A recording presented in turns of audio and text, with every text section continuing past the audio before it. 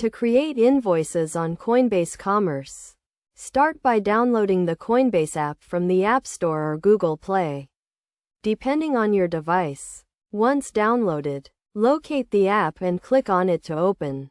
To submit an invoice, it must be done within 60 days of delivery of service or receipt of goods, and can be submitted through the vendor portal or via email to the corresponding invoice processing inbox. For paid Coinbase entities, invoices should be sent to invoices.us@coinbase.com, while non-US entities should send invoices to invoices.global@coinbase.com. To create an invoice, sign into your Coinbase Prime account, navigate to Settings, and choose Billing. Alternatively, sign into your account and select Billing to find the option to create an invoice.